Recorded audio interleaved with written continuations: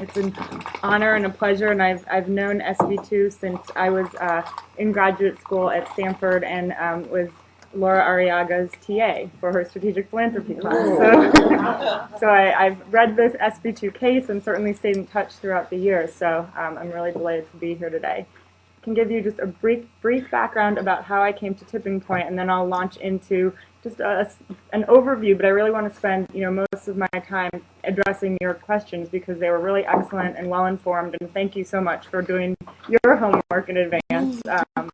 Certainly makes my job more interesting when people are bringing so much knowledge to the table, and certainly from the work that you do as partners and as interested people in SV2's work and in engaged philanthropy models. So.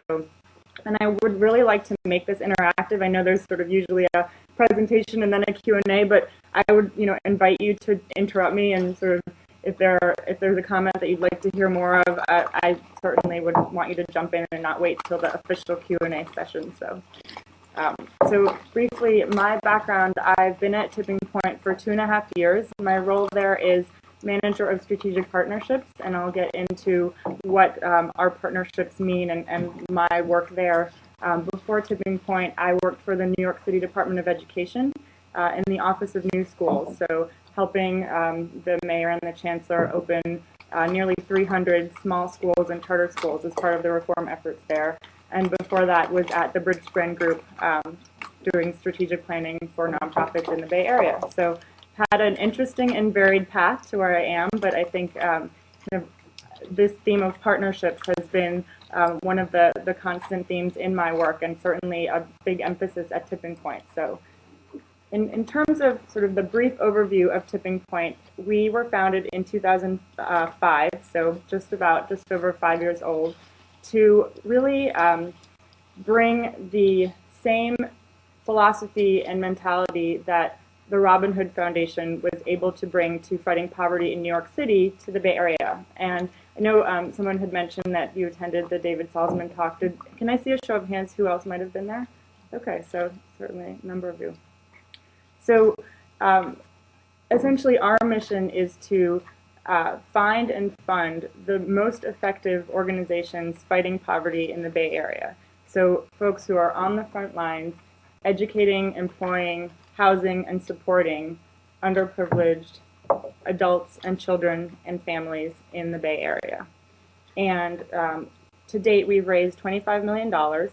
We are similar to Robin Hood in that we don't have an endowment, so we are called a foundation, but we walk in the shoes of the organizations we fund in that every year we start from zero and we raise the money that we're able then the next year to invest in organizations in the community. We fund 27 organizations right now across 6 of the 9 Bay Area counties. And we do this with a staff of 14 people, and that's over the past 2.5 years about doubled since when I joined. So we've had a pretty rapid growth.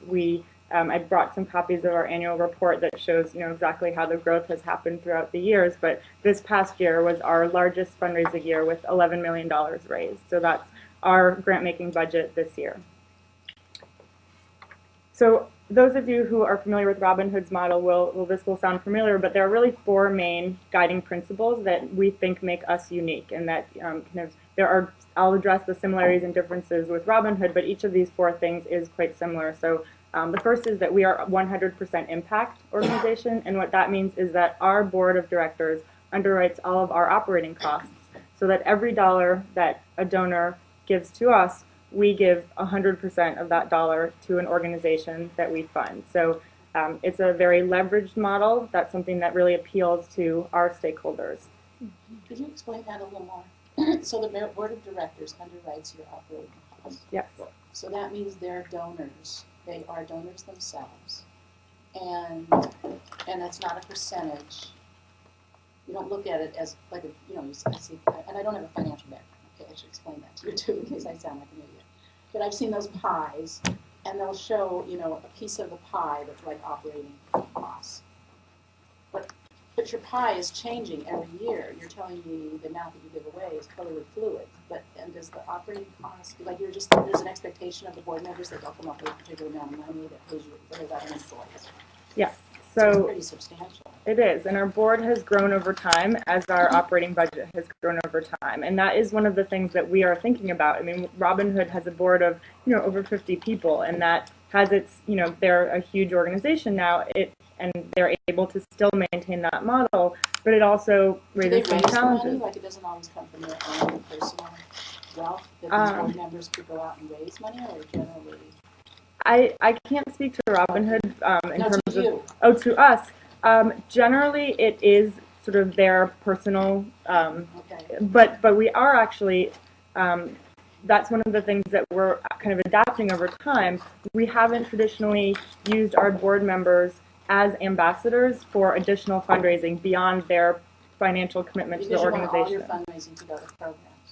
Yes, and so so they are extremely generous. So we have a sort of a minimum amount that we ask every person on our board to contribute, and they've made the commitment to the organization that they actually believe so strongly in the work that we do that they don't mind funding operations. Many of them fund beyond the amount that we need for our operations, and so then the excess does go to our grant making. But essentially they want to be part of that value proposition to other donors to say, we believe so strongly in this work. We're actually funding operations so that other donors can be sure that their money is going directly to programmatic grant making. Can you just give us a scope of what your operations are this year and your grant making budget fully?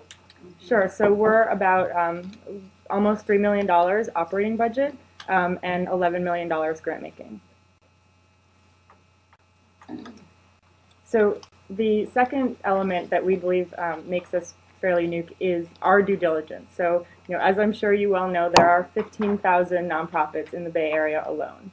And many donors, when they look at that landscape, it's very daunting in terms of how to determine, the best ones. And there are very interesting new models, Philanthropedia and GiveWell, and there are just some interesting ways out there for donors to be more informed. But we say, that's great for the people who want to do that. If you've seen Hope Consulting's Money for Good report, I don't know if that's something that you guys have discussed at all, but there are only 3% of donors out there who actually use that type of data to compare between investments. So most people are not going to do that homework, and so what we say is we'll do the homework for you.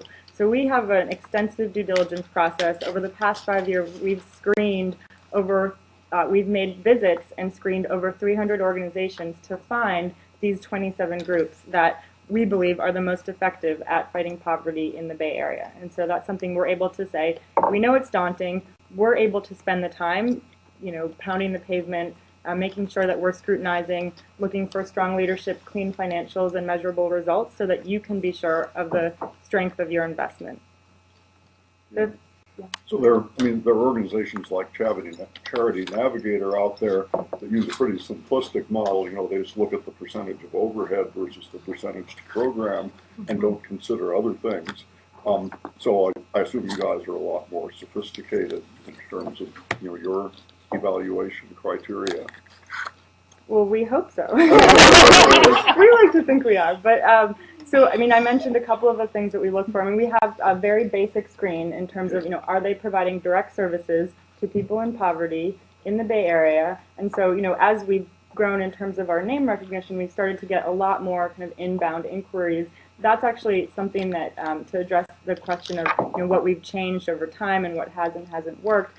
We traditionally have said the kind of traditional funding application process is so convoluted that organizations are writing letters of interest and jumping through a lot of hoops, and we didn't want to recreate that dynamic. So we wanted to say, we'll go out, we'll find you based on word of mouth, referrals, and then we'll do the homework to, instead of asking folks to create a grant application, we'll ask for audited financials for the last 5 years. We'll ask for programmatic impact data. We'll ask for to meet the management team, kind of assess, in that way we are similar to venture capital investors in terms of doing that really deep diligence.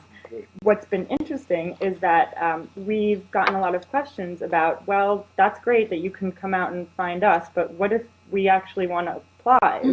You might not hear of us, so How can we, get a little bit more information? So we've tried to be more responsive and be more transparent about what exactly are our criteria. Okay, if we don't come find you, what's a way for you to write a brief letter of interest? And so that's a way that we've found that, we'd still like to turn that dynamic on its head and not have a, 15-page grant application, but actually being more clear and transparent about our process is something that people have asked us to do. So that's the way we've tried to address that. Okay, thanks.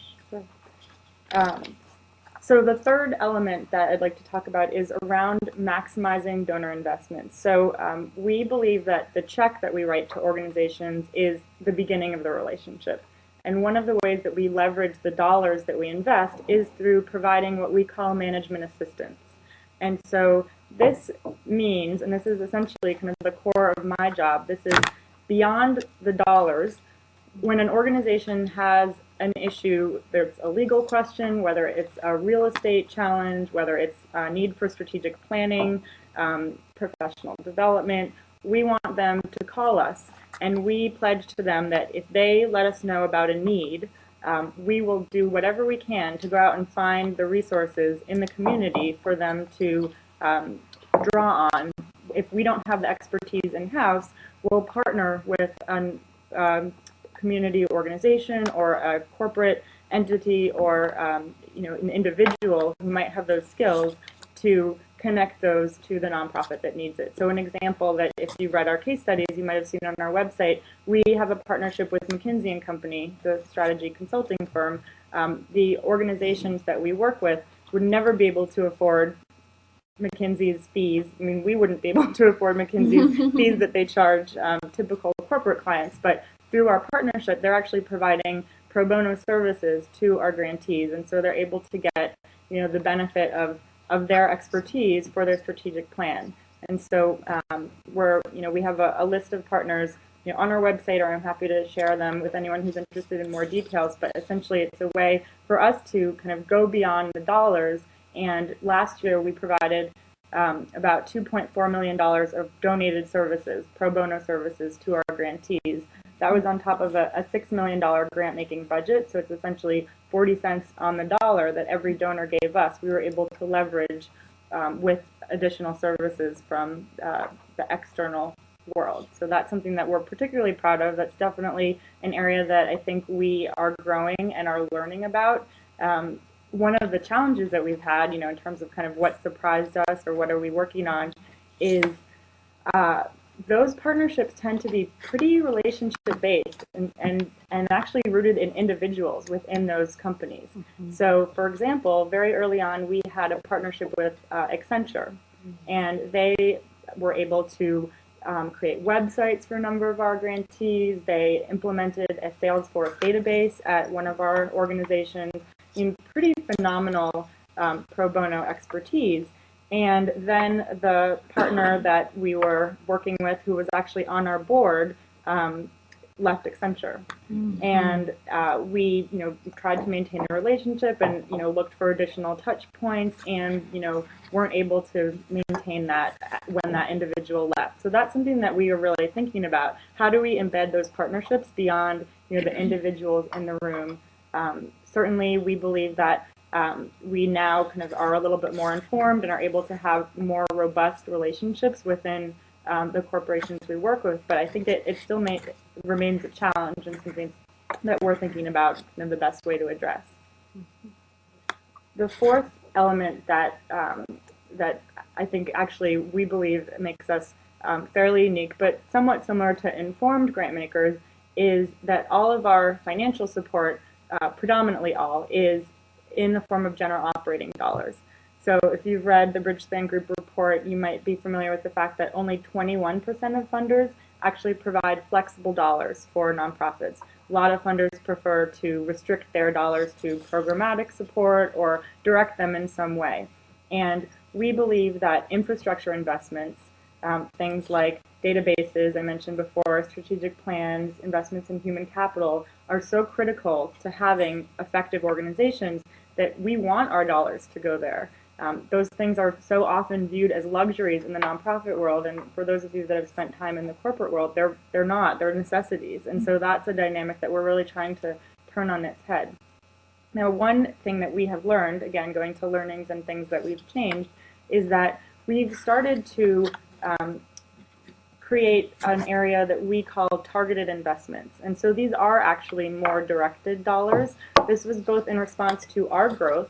So, if you can see in the annual report, our grant making budget has kind of gone up over the past 5 years. But we don't have complete visibility into how much money we'll be able to raise in a subsequent year. And so, for example, in 2009 and 2010, our grant making was $6 million both of those years. Now, flat was the new growth in that time, so we say that we grew, but we weren't able to kind of raise across the board our organization's general operating support the way we've been doing over time. And so one of the ways that we've been, on the one hand, managing growth, and on the other hand, helping organizations make investments in areas that they find more challenging to invest in is through something called targeted investments. So these are areas, human capital being one of them, evaluation and technology being another one, where organizations find really hard to prioritize dollars. Even if we give them flexible dollars through general operating support, a lot of them, will put that money towards programmatic support, will kind of do everything that they need to do to make sure that they're delivering great services to their clients. And sometimes their employees aren't able to get the professional development they might need, or they might not be able to invest in the databases they might need to be able to improve their programs. And so this is a way that we're able to earmark dollars for those critical infrastructure investments so that our grantees are able to make them, whereas otherwise they might have trouble justifying it to their board or really allocating those dollars. So that's been an interesting area. I think we have a lot more to learn because we have pretty specific goals for each of those targeted investments, and on a relative basis, those are up to $25,000 per year for each of those areas. Our average general operating grant size this past year was $150,000. But from a sort of staff energy perspective, those targeted investments sometimes take as much or more effort than the actual general operating support. So if you were sort of to do the cost effectiveness for us in terms of those two investments, it would be, you'd sort of raise your eyebrows to why are you spending so much time on a $25,000 investment. So that's something that we're continuing to work out and put a much more kind of structured and transparent process in place for the grantees so that they're able to know kind of what they can expect from a targeted investment versus a general operating support grant. So those are some of the things that we've done. In terms of our issue area funding, we believe that there's no silver bullet to fight poverty. So we actually spread our investments over 4 portfolio areas: education, which is about 33% of our grant making; employment, which is about 32%; family wellness, child and family wellness, about 13%; and housing and homelessness assistance, about 22%. So it's a fairly balanced portfolio. I think have more heavily weighted towards education and employment, and that's somewhat organic and somewhat deliberate in the sense that I know people mentioned that they were interested in kind of how we measure our impact and how we measure our grantees' impact. And we have someone whose his full-time job is essentially to think about our metrics. And we've kind of drawn on Robin Hood's work in this area and tried to push it a little further, at least make it a little bit more relevant to our work in the Bay Area. So we think about our metrics for organizations in a couple of different ways. First of all, we work with them for them to tell us kind of what are the most important programmatic metrics that you're tracking to make sure that your programs are doing a good job. So, and that's very specific based on the type of organization that it is. So, our charter school organizations are looking at their grade advancement, they're looking at graduation rates, they're looking at progress on API. They're looking at very specific education-based metrics, where our employment organizations are looking at job retention, they're looking at placement rates. So we are tracking programmatic metrics.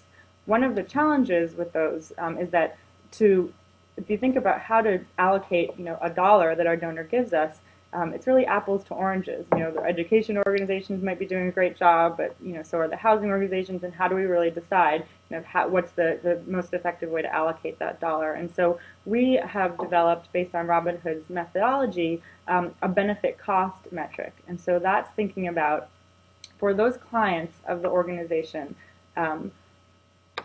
thinking about what is the benefit to that client. So the way we think about that is in terms of the lifetime earnings, the change in that client's lifetime earnings based on participating in that intervention. So if it's a student going to a KIPP school, for example, and that's drawn from the research about how much money a high school and college diploma adds to your lifetime earnings. It's looking at kind of what would have happened to that student otherwise if they hadn't attended a KIPP school. And so thinking about kind of the net present value, if you will, of that client's lifetime earnings divided by the cost of the intervention.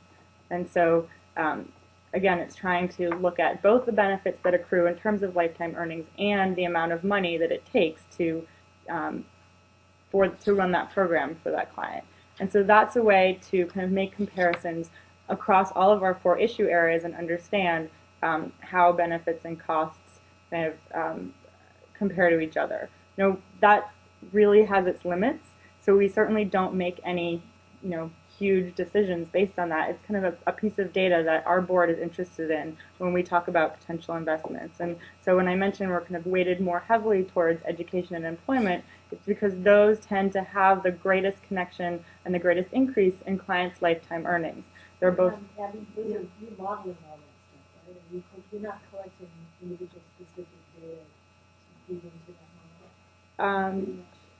In terms when of. you talk about lifetime earnings, you're making an assumption that Yes, everybody goes we are correct. Exactly. There are a lot of assumptions behind that, and so that's why we don't, use that as the sole criteria for making our. It's great that the board wants to see stuff at sort of a systemic level. Mm-hmm.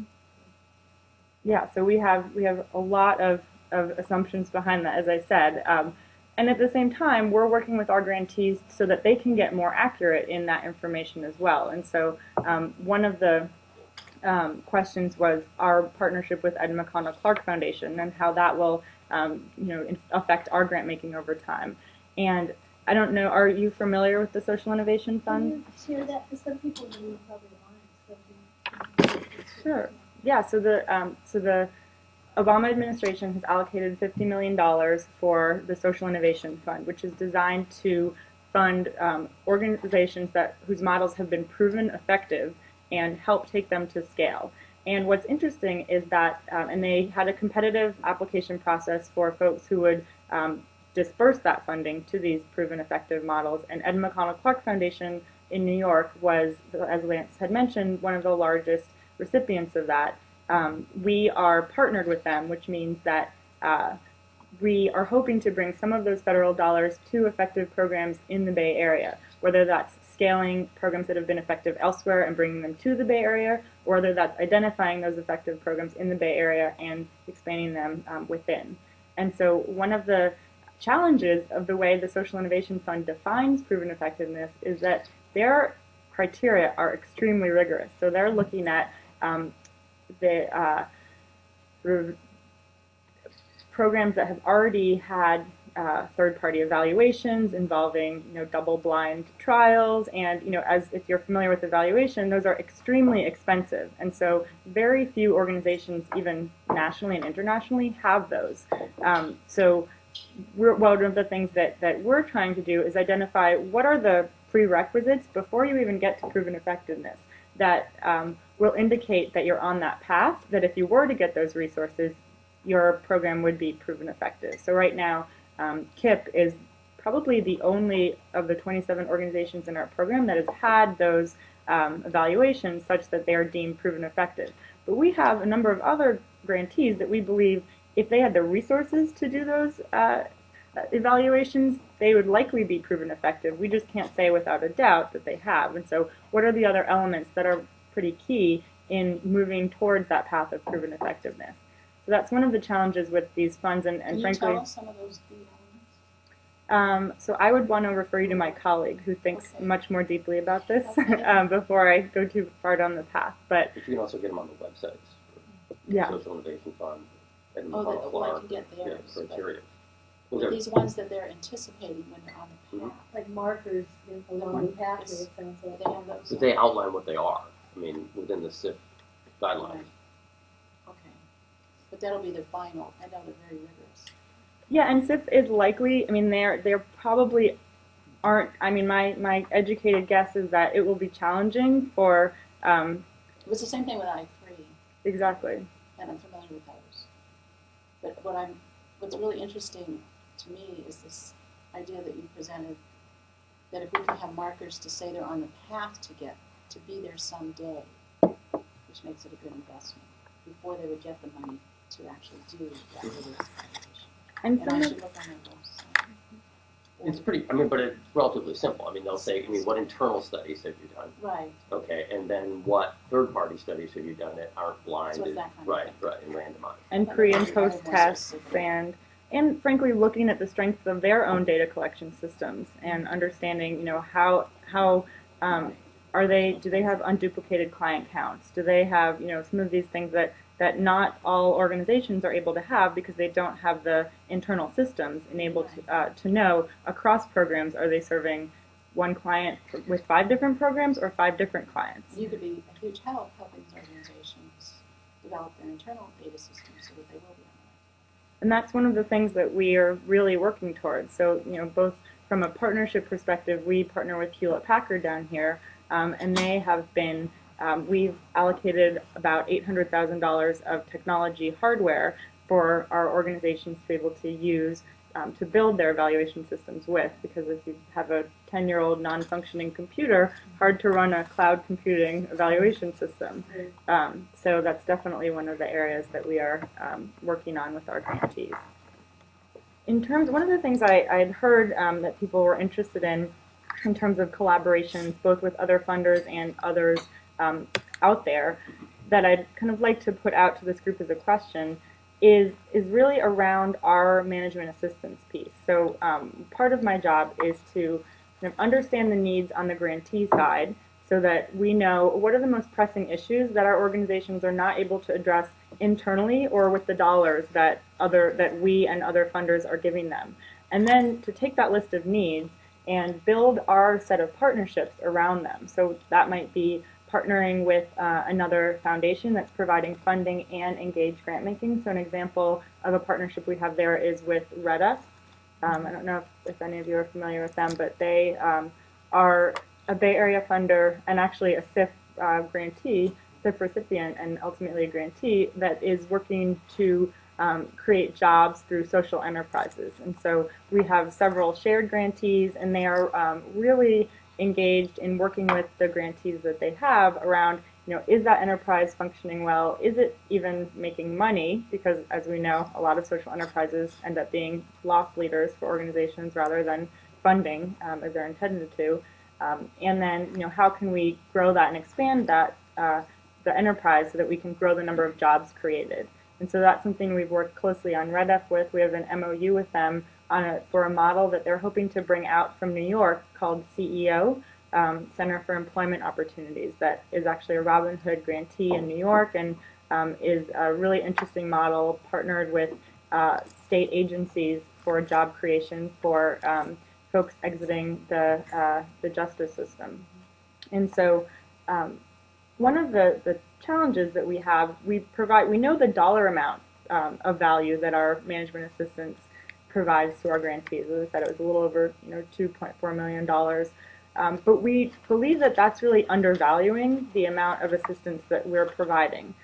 So what I mean by that is, we have a couple of ways that people who are interested in getting involved in Tipping Point are able to connect to opportunities. So one way is through a volunteer portal on our website. So we have 2 events a year where folks can really learn about our programs. We have a breakfast that's actually coming up next week. And our bigger event is in the spring. It's a big benefit where we raise actually a fair amount, I'd say probably 40% of our funding through a live auction. If you are familiar with Robin Hood, it's that same style, but a little more Bay Area and a little less New York hedge fund world. But same kind of energy and great packages and interesting causes, and it's a really fun party. And so every year around those 2 events, we get huge numbers of inquiries, of folks who are interested. They just learned about the great organizations we fund, and they really wanted to get involved. And we would end up trying to call all of our organizations and say, what kind of volunteer opportunities do you have right now? Folks are interested in getting involved, and it just wasn't a great use of our time or the grantees' time. And so one of the things that we did was partner with volunteermatch.org. I don't know if any of you are familiar with them, but they're an online organization that connects people to volunteer opportunities in their community. And so we said, we have done the homework for folks to find the great organizations to connect to. Why don't we put a portal on our website where people can go in, enter their keyword, interest area, or zip code, and they'll then find among our 27 organizations the volunteer opportunities that align most closely with their interests or these geographic preferences. So that was a really leveraged way for us to kind of take ourselves out of the picture in terms of having to make the phone calls. Our organizations love it because they're getting, very interested volunteers. So a number of you mentioned reading partners. They are, phenomenally great at attracting volunteers. And so, for them to be able to have an area on our website where people who don't know reading partners but know Tipping Point can come in, say they're interested in literacy, find that volunteer opportunity, that's been really helpful for them. And really helpful for us because we've kind of taken ourselves out of the need to kind of be the middleman for those, lower touch volunteering opportunities. On the kind of high touch end, we have a board placement program. So we have, there are folks who are, further in their professional careers or just more interested in getting involved at a strategic level who want to connect to a board of directors opportunity. And we've developed a very, I think, we had initially a more organic process where we'd meet people, we'd, kind of get to know them, and then we'd refer them to organizations. And more recently, we've partnered with Credit Suisse, who has a partnership with Robinhood in New York and was looking to expand their program to San Francisco and Chicago. So we actually developed a formal board placement program where we have an online survey that asks folks, their skills and interest areas, and some other, areas around geographic preferences and life cycle stage of the organization. And then on our grantee side, gathering information about what types of board members they need in terms of the skills and in terms of the gaps that they have on their boards. And we're able to, in the last 6 months, broker 4 board connections. We've done about 10 over our lifetime. So if you think about over the past 6 months, we've done about half of those through this formal board placement program. And we believe this is a huge area of growth because there are lots of folks who are looking to get involved. And if you've ever, I know SV2 is an incredible way to be involved, but if you haven't found that type of organization, it seems very daunting and you're not sure where to look. So we've had about, as I said, 10 of these board placements. And right now, we're not capturing any value through those board placements. We sort of, say, okay, we made those connections, but how do we make sure that we're in some way reflecting that service that we've provided to the organization? On the volunteer end, I know that there are, kind of various metrics for what's the value of a volunteer hour. We're not asking the folks that we connect to track their hours, although Volunteer Match provides that functionality, but realistically, I doubt that people would really do that. On the board end, again, we don't ask questions about, we know when those connections are made, but we don't ask how much time they're spending on the board, but those of you on board know what a significant time commitment that is. So that was a question I wanted to put out in terms of if you had any creative ideas of how we might think about measuring the impact of some of these kind of non-financial contributions that we're able to connect to our grantees. We've done our own third-party evaluation. We get grantee feedback after workshops and other things that we provide. And again, we track the dollar value of our donated services and products. But there are some other pieces that we know we're missing, these intangibles. So I'm curious if people have seen other organizations doing a good job of evaluating those kind of non-financial elements or just other models that might be interesting for us to look at. Well, Social Venture Partners International uses, they actually have a model for calculus of the hours of volunteer time times the monetary value. And it was validated by a study done at USC as far as, not necessarily that it was a valid number, but that the process they used to do the calculations and to collect the data was valid. So, I'm just thinking maybe we could have SVPI send you piece on how they're doing it. They do it across the whole network, 27 16, 7 affiliates. And we are one of those affiliates. And it's actually probably a more valid number because it's not for the average frontline volunteer, it's for people who are doing capacity building. So that could be anywhere from the board to, you know, management consultant or somebody owns a marketing communications program. And that number varies between like $100 and $200 an hour as monetizing it. You would be even more disciplined if you have your hands around, you can get more precise input on the hours spent. Because we're collecting data through personal surveys around the country. But it turned out to be very useful in talking about that human contribution or the intangible piece. Well, and then how to expand it. I mean, just a full disclosure. So Nancy was Michael Lombardo's executive coach when you guys paid for his professional development at Reading Partners. Yeah, Got it. no problem. I'm downstream on that. But I mean, just kind of thinking about this, I mean, you talked about the whole human capital component, right? And then, so obviously professional development for an executive director is key because a board that's not that sophisticated may not want to invest in that, just like they wouldn't want to invest in the technology. But you didn't talk about it, and maybe you're thinking already doing it in terms of kind of professional development for the board. That's kind of one of your targeted investment strategies, because then that allows you a hook to go in as part of an annual governance process and check-in and to do surveys and capture all that data. No, that's a great point, and that is something that we, again, are kind of thinking about how to do. One of the things we've done this year that was actually a pilot program that worked out phenomenally well was,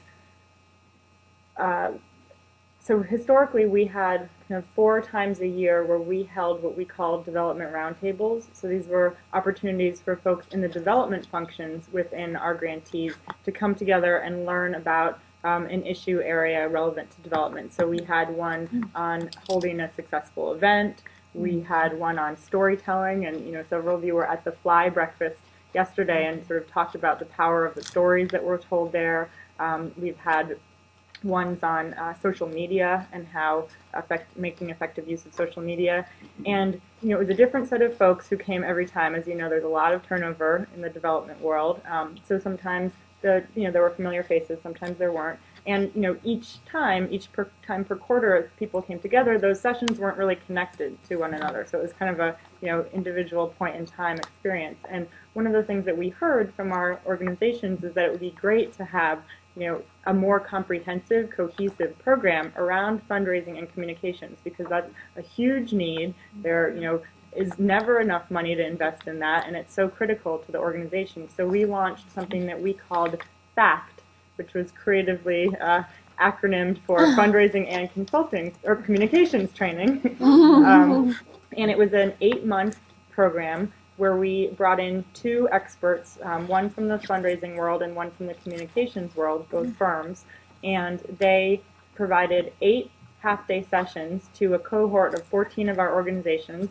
The executive director was required to attend 6 of those 8 sessions, and for different relevant sessions, they could bring in the other person in their organization, whether that was their board chair, whether that was their development director, their communications person, or someone wearing all of those hats to the relevant session for a working session. And each organization also got 8 hours of customized consulting in both fundraising and communications from the providers as part of that experience. And so, we just got overwhelmingly positive comments. And I think what was so interesting to me is that we often, as funders, kind of think of ourselves as needing to find the experts, to connect to our organizations. And what was so powerful, sort of watching these executive directors and other folks go through the experiences, how much they ended up being resources for one another. And that peer learning and the opportunity to, get feedback on their elevator pitches from, a fellow grantee saying, I'm not in the education world, but I didn't understand a word that you were saying. You started talking about, this jargon, and it doesn't make sense to me, or, stop with the acronyms. And, it was a very there was a lot of trust in the room that people were able to be so candid, but I think it made such a difference in, people's, and it was a lot of role playing, which I think initially everyone was like, no, I don't like the role playing, but it's so powerful, right? Because that's what you really need in order to improve and to really see how you sound when you're being filmed or being critiqued by your peers. And so I think that cohort model of the workshops and the associated consulting time is one that we're going to be using and adapting in the future and thinking about other topics. And when we surveyed the participants, the kind of top area of need that came out was around this human capital and professional development, talent cultivation piece. So that's probably when we look towards 2011, what we're going to be working on and thinking about who the right set of folks in terms of providing that. And then to Lance's point, how do we get the board involved? Because that's such a huge area where we think there's so much potential for connections and strengthening within our groups and their leadership. You were asking about how to capture the value of non-financial contributions. And I mean, that's it's a qualitative issue also. So I'm thinking about how we might capture it. And I was talking to a program director just yesterday, and he mentioned the value that Jason had given him, by interviewing a program director and having him tell you, these are the things that happened as a consequence of this person working with me. Mm-hmm. For instance, I was about to go off on this tangent, and this person pulled me back so that I would focus my time on this issue. That's a qualitative thing that you can't really just count up. But if you could track sort of the behaviors or the actions that happened as a result of this consultant working. Mm-hmm. And sometimes there is other money, because this person was working with you. I had the groundwork already done, in strategic planning, so that when I did this other proposal, I had this work done. So I would think that some in-depth interviews, with people about the benefits of working with somebody would be helpful. Yeah, but sometimes the ED will say, because of this consultant, I saved X amount of dollars, or I got extra amount of dollars just because of this consultant. Mm-hmm. Yeah, and what's interesting about the fundraising piece is that does tie so directly. I mean, in terms of improving your elevator pitch or being able to kind of have a compelling kind of master narrative that you're able to share about your organization. That does lead directly to dollars. I think we haven't done those in-depth interviews. We had a survey after the training, but I think the next step would be to kind of dig deeper and with a little bit of time. And we had just ended this in September, and sometimes we can't really measure the result of that kind of training until 6 months from that point. So we do plan to bring the group back together in March and kind of understand how well they've been able to implement some of those things that they learned, what's been the challenges. Yeah, the other thing is you can have them write stories. That's another thing we've done with mentors. I'm thinking that, I work for new teachers. And one of the things we've been doing is having mentors. We have a lot of stuff that's hard to capture with mentors, assistance and support. And you can even get the people, just to write, like the interview I was doing with this person. He was just telling me the story. And either I can ask the questions, or they, if they had extra time to write, they would have a lot to share. Well, and SV2 actually did a survey like that of a few of our current grantees last year, and it was mostly data, but at the end we asked for a story, and they were really rich. Well, just over SurveyMonkey. Testimonials, right? That's in the business world. That's what you go for, customer references. So, I mean, the FACT program was, I'm asking because we've been involved with a version of that, although not as well organized certainly as what you described.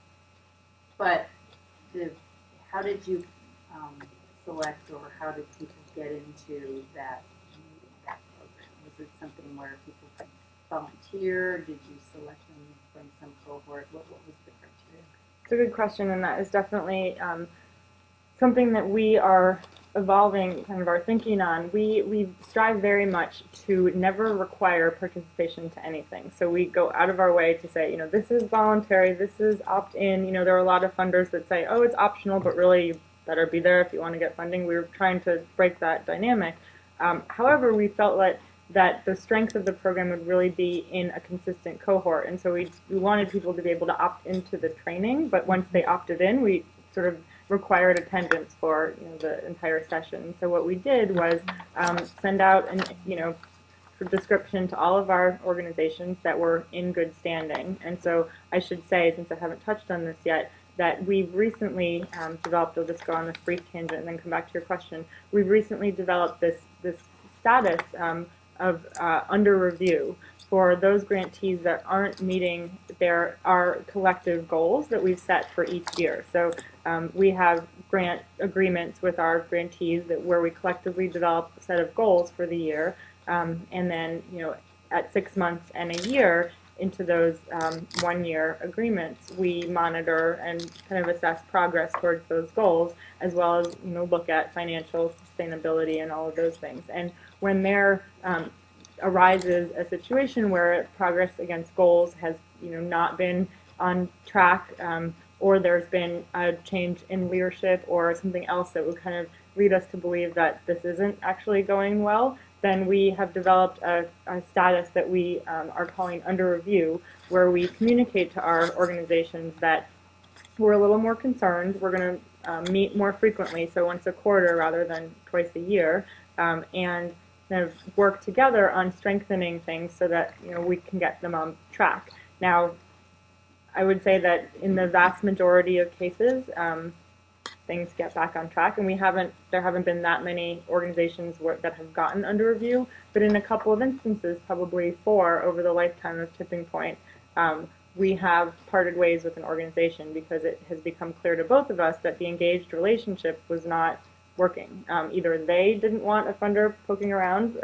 so closely, or we decided that that financial strength based on audits or a change in leadership where someone wasn't really interested in kind of being more than just a grantee in name only warranted not continuing in our portfolio. So we have kind of defunded, if you will, organizations where things haven't worked out. But and so in terms of kind of offering opportunities, we'll offer them to the set of grantees that are in good standing, so not under review, and we'll lay out kind of what you would get out of the program and what we would expect from you. So I mentioned the 6 executive director attending 6 of the 8 sessions, which is actually, for an executive director, a huge amount of time. But we really wanted to make sure that folks knew that the commitment was to the organizational leadership, and not certainly invite other people to participate as necessary, but as the ED is the spokesperson for the organization and that organization's champion, it was so critical that they be part of this training. And so we required them to provide a very small, relatively speaking, financial commitment. So the cost of the training for each organization was $1,000 over this 8 months. If they attended every single session, so either the executive director attending 6 sessions and then other people attending those 2 other sessions, they got a 50% refund, so it cost $500. So we had some incentive for full participation. The cost to us was about $12,000 per organization. So it was a real kind of more to have a skin in the game for the grantee as opposed to a real kind of paying their way, for example. That was separate from their rental. Correct. And these were 8 sessions just around the fact, the fundraising. Yeah. So the idea was that each session addressed part of what would at the end be a comprehensive fundraising and communications plan for the organization. So. Yeah. So once an organization enters your portfolio, do you intend to keep them there indefinitely, unless there's a reason to part ways, or is it a fixed period of years? That's a great question. We are a long-term funder, so we say that once you become part of our portfolio, as long as there's progress towards goals and continued desire on both sides for an engaged relationship, you're there for forever. And so we have grantees that have been in our portfolio for 5 years. I think one of the questions that our board is asking us, and that I think Robin Hood has faced, is there ever an exit strategy, or is the goal to help grantees become sustainable so that they don't need to be in the portfolio? And that's one way. Our models differ with SV2. It's specifically a 3-year commitment, and we look for sustainability after 3 years. So, and I'm interested. I mean, how often are organizations sustainable after 3 years? Because I imagine that I could see them, that being a real goal, but it being extremely challenging to. That's a great question. So how would you keep adding new organizations? Because your budget would just have to keep growing to add new organizations. Yeah, so we've added about we've slowed our growth. So there were years, kind of the second and third year, where we added, almost 10 organizations a year. The past couple years, we've been bringing on about 3 or 4 organizations per year, and that's because of a deliberate decision to go deeper with our current organizations rather than kind of the original business plan for Tipping Point was, to get to 50 organizations in our portfolio after 5 years.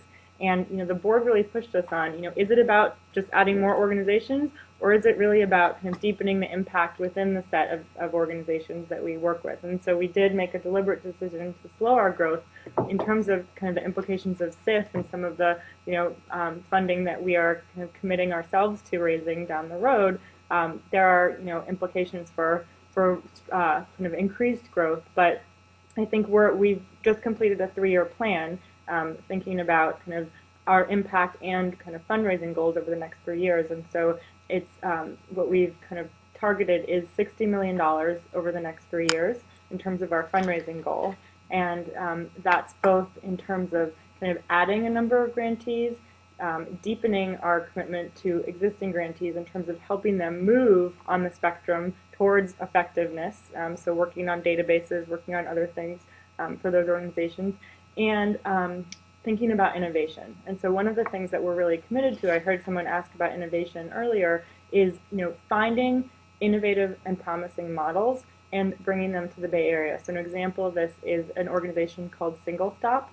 I don't know if anyone has heard of it, but it was started in New York as a program of Robin Hood, actually, designed to help low-income individuals and families capture the benefits, the federal benefits and tax credits that they're entitled to, but don't actually draw down because of the complicated way that you need to kind of go to individual agencies.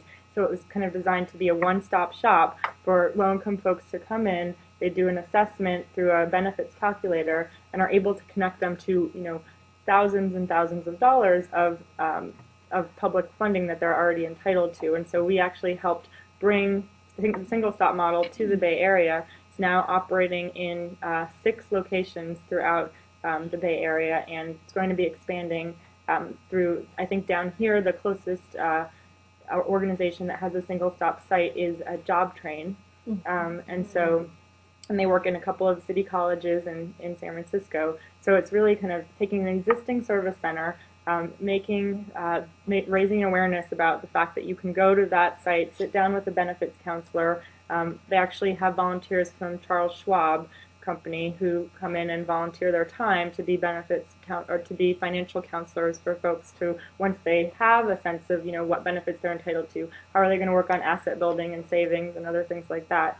And so it's an innovative program that we help kind of bring out here. So I think part of our strategic plan is really about what are those other models that are doing great things in other parts of the country that we can bring to the Bay Area and make sure we can benefit from those as well. I've never heard that before, but it's so significant. Even the earned income credit has to be a challenge for a lot of people to file for. Yeah, no, it's amazing. I mean, it's an astonishing amount of money that goes untapped every year. I have a comment and a question. A comment relates to SB2, that even though our funding stops after 3 years, we sometimes have developed relationships during that time that last beyond the 3 years. And we still bring members that, anybody who's gotten funding can still come in and take advantage of the classes. And they're still invited to our events. They're still welcome to call and say, I need help in this area. We're about to do a strategic plan. Do you have anybody who can help us out? Those kinds of things. And Mark, Mark has been, he's a lawyer here, and he's been involved with several organizations well after the grants. And then I have a question. So I was wondering, and maybe you could help answer this, is the model that she's talking about similar to New School's venture fund, which you're probably familiar with? They do it in education, but as I understand it, they have once you're in, and you get to go to their conference that they have once a year. That you're in their portfolio and you get to stay, right? Is that similar? Every organization is different, but yeah, you're part of the family. Similar but I mean, your model is that you're funding them. Right now, your current model is you fund them forever as long as they don't go on. And New School's venture fund doesn't do that. Do they end the funding at some point? You just end Well, they're in Do they specific fund fund for- round, right. so that they only have dollars. So it's a They blind raise pool, money and they for- raise the money up front, and then they spend the So money. you're only in the network. but It's you're not an in annual. This is an financial. annual fund, I and you guys are understand. raising the money It's on an forever. annual basis. And another key difference with New Schools Venture Fund is that we don't take board seats. So we Right. we believe that that's an Right. area that we're really engaged, but we don't need to be Right. that engaged. And we believe that if we were to have a board seat, there would actually be some things that we would probably miss, or we would sort of assume that we already knew because we were on the board. And so that's been a question that we can come back to and think about. Does this mean forever we won't take a board seat, or will we take a board seat on some maybe some of these innovation investments where it's a little bit more complicated, and we do tend to be more engaged in when we were helping start Single Stop out here, and for the most recent sort of bigger scale initiative, the Integrated Health Center in San Francisco, we're much more involved in that on almost a day-to-day basis. So there might be some times where it is more appropriate for us to take a formal board seat, but we haven't to date. Interesting. You had mentioned programmatic metrics for the organizations that you fund. So are most of them able to provide those to you? All of our organizations provide some set of metrics that we work with, and relevant to the type of program that they are. I think there is a spectrum of sort of the data savviness of our organizations, and that there are some that it's no problem, they sort of churn this out, and they're looking at the data to really drive their own programmatic improvement, and reporting to us is no problem. And there are other organizations that it is. When we started working with them, they were literally tabulating, on paper to track the number of students they were able to help to get GEDs. And for those types of organizations, we work with them really closely on developing their systems so that it is less labor intensive, and that they're able to have a data-driven culture, not only to report to us, but really to make programmatic improvements internally. And that's that's something that is is sort of symptomatic of the field in general, that there is this starvation cycle where they don't have the money to invest in these infrastructure improvements, and thus aren't able to get the data they need to report to funders and attract new funding. So but we're definitely working with all of our grantees across the spectrum to constantly make sure are all the things that we're asking you to collect relevant. Are we actually are having we recently assembled an advisory board to inform our metrics work, and so folks who are in the evaluation fields, working at organizations like MDRC and other places where they're really thinking deeply about this, to make sure that we're able to tap into external expertise around the latest results, to think about what makes for an effective program in the juvenile justice field, or in the homelessness prevention field. And so that's definitely something that we're very early on in our thinking. It's been informed by Robin Hood's past 20 years, but we know there's a great deal further to go on that. So everybody, we have about 10 minutes left with Abby before we need to wrap up. So if anybody has any last burning questions. So how can SB2 best work with you then?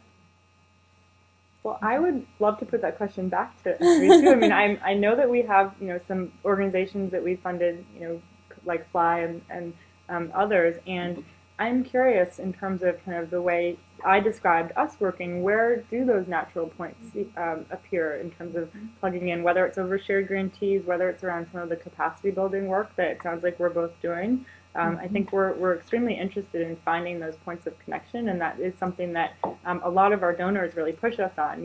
How are you working with other funders, and particularly engaged funders, because we want to be leveraging each other's work, not duplicating it. And so I'm curious if anything occurred to anyone in this room about, oh, we're doing something very similar, or, oh, that's something we thought about, or.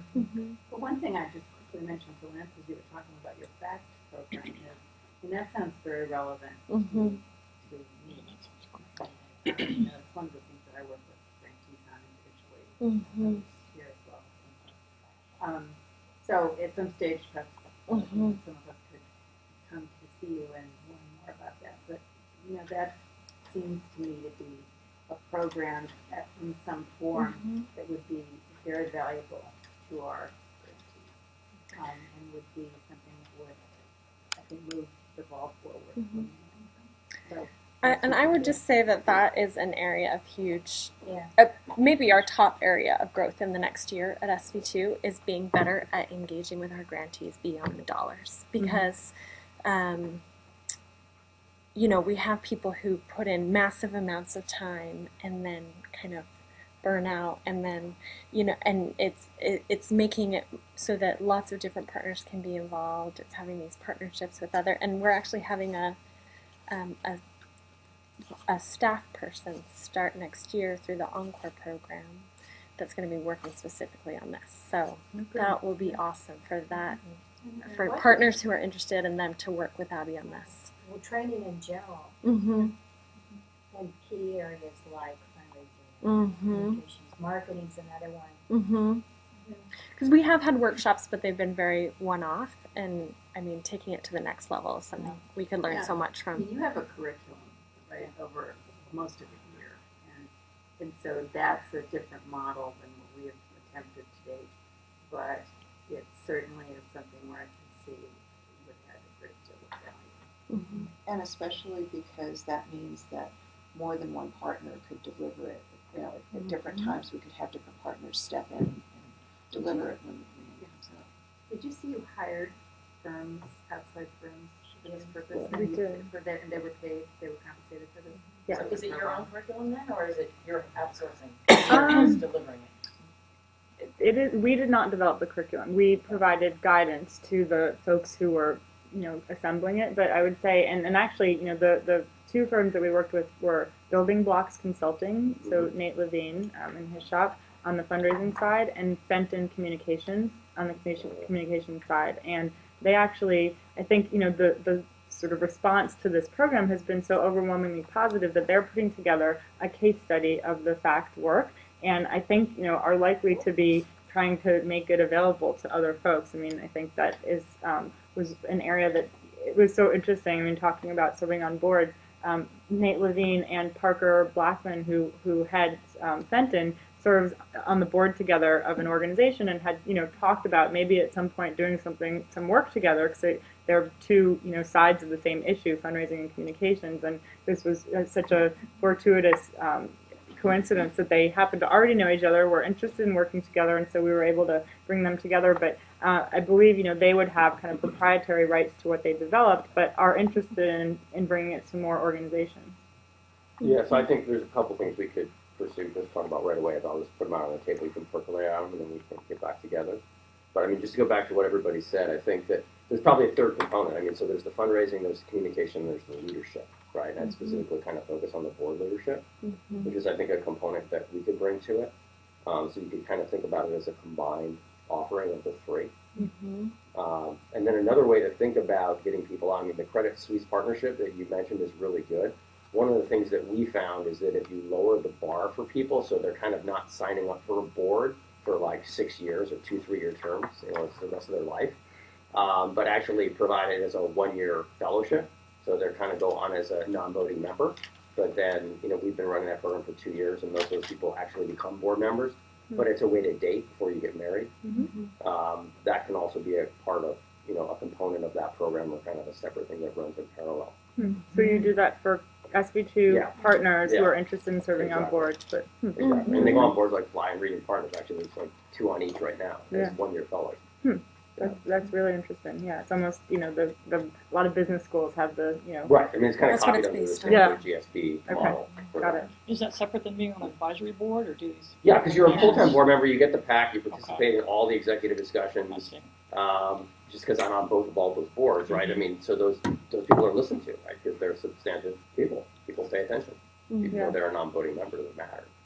Yeah, no, that's actually really interesting. I'd like to hear a little bit more about how that works. And then the other thing that we should talk more about is the SVP network is really getting more collaboration focused. So we're just pulling out a new strategic plan. So the whole idea of working with somebody to basically mine 26 metro regions in the U.S. for things that would be great to come to San Francisco for fighting poverty is another thing that we should look at collaborating on. That's great. And we have done a couple of, we did our big education grant round. We actually partnered with 2 other local foundations. And that was a very and we ended up funding more organizations than we would have, making it a bigger, broader impact, setting up as part of the grant, we actually have set up a regular peer-to-peer meeting. And this is for out of school. It's a 3-year cohort. It's a 3-year cohort where it's being funded by one of our partners. That was with Packard and With Sandhill. That's Sandhill. really neat. And so that was really fun because we got to learn how Sandhill looks at things and how Packard looks at things. They got to learn how we did things. And I think we've got some more relationships there. And we kind of learned about a lot. But also very labor intensive, like you've been Yes. talking about with partnerships. And I think that's a big area for SB2 to learn is how to, really make partnerships work. Yeah, I mean they're essential and they're tough. Yeah. Well, I thank you so much.